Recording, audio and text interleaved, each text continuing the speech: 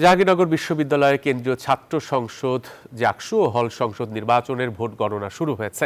বৃহস্পতিবার রাত 10টা 25 মিনিটে এই ভোট গণনা শুরু হয়। জাকসু নির্বাচন কমিশনের সদস্য মাফরুহি সাত্তার এই তথ্য নিশ্চিত করেছে। অনিয়ম অভিযোগের মধ্য দিয়ে শেষ হয় জাকসুর ভোট গ্রহণ। নির্বাচন কমিশন জানিয়েছে, সব কেন্দ্র থেকে ব্যালট বাক্স সিনেট ভবনে নিয়ে যাওয়া হয়েছে। হাতে হাতে ভোট গণনা করা হচ্ছে এবং এলইডি স্ক্রিনে তা দেখানো হচ্ছে। নির্বাচন কমিশনের সদস্য মাফরুহি সাত্তার আরও বলেন, মীর মোশাররফ হোসেন হলের ব্যালট দিয়ে ভোট গণনা শুরু হয়েছে। গণনা শেষ করতে সকাল হয়ে যেতে পারে বলে তিনি জানান।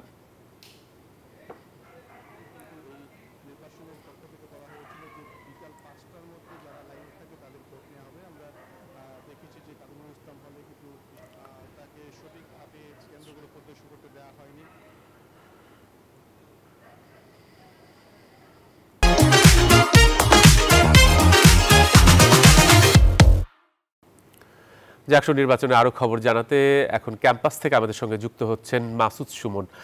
মাসুদ সুমন, ভোট গণনা চলছে, এখন সর্বশেষ কি খবর আছে এখন পর্যন্ত আপনার, যে ভোট গণনার কতদূর হলো?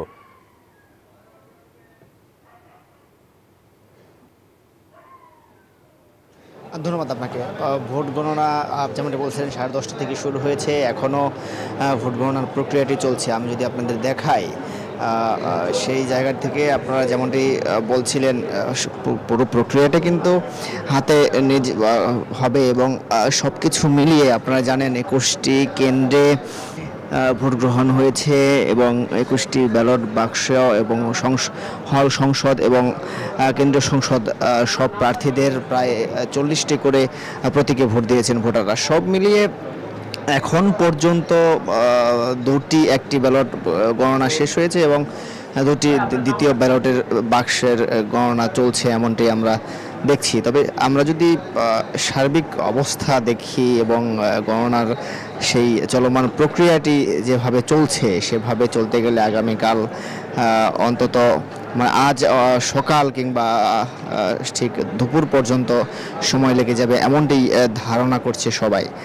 আর সব মিলিয়ে সার্বিক পরিস্থিতি যদি বলি, জানেন ছাত্রদল এই নির্বাচন বয়কট করেছে, পাশাপাশি আরও কয়েকটি সংগঠন, বিশেষ করে মোট 4-5টি সংগঠন এই নির্বাচনটি বয়কট করেছে নানান অভিযোগে।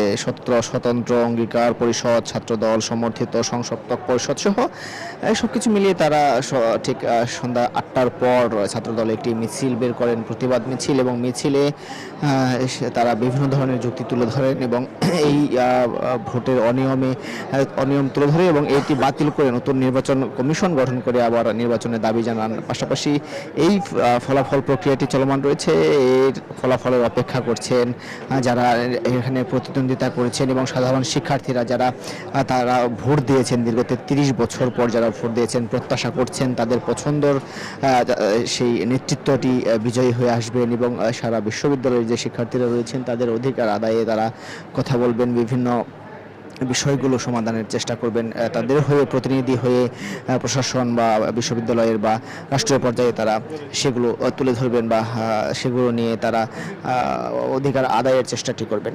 তো প্রার্থীরাও অপেক্ষায় রয়েছেন, যারা বিশেষ করে শিবির সমর্থিত প্রার্থীর সাথেও আমরা সন্ধ্যার পরেও কথা বলেছি, তারা যেমনটি বলেছেন ফলাফল যাই আসুক সব কিছু মেনে নেবেন এবং সেটি মেনে নিয়েই জয় পরাজয় যেটি আসুক সেটি মেনে নিয়ে তারা পরবর্তী কার্যক্রম চালাবেন এবং নির্বাচন সুষ্ঠু হয়েছে বা দু একটি অভিযোগ ছাড়া সুষ্ঠু হয়েছে এমনটি দাবি করছেন।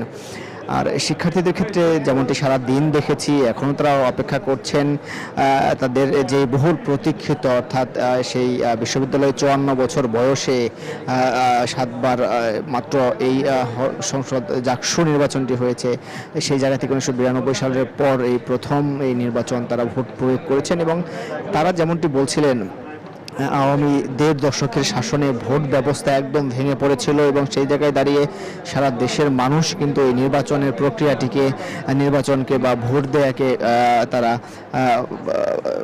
একদম বয়কট করেছিল এবং সেটি থেকে দূরে সরে গিয়েছিল। সেই জায়গায় দাঁড়িয়ে এই পরিবর্তিত বাংলাদেশে নতুন করে ভোটের সুযোগ হয়েছে, গণতান্ত্রিক অধিকার প্রতিষ্ঠার সুযোগ হয়েছে এবং যেহেতু ৩৩ বছর পর জাকসু এবং প্রায় ১৬ বছরের আওয়ামী শাসনের ভোট থেকে মুখ ফিরিয়ে নেওয়া, অনেক শিক্ষার্থীদের ক্ষেত্রে এটি ছিল তাদের জীবনের প্রথম ভোট এবং ফলে তারা গভীর প্রতীক্ষায় রয়েছেন। আর ভোট কাস্টিংয়ের বিষয়টি যদি আমরা বলি, ২১টি হলেই আমরা জানার চেষ্টা করেছি, কিছু কিছু হলে ৭০ থেকে ৮০%, কিছু কিছু হলে ৫০ থেকে ৬০%।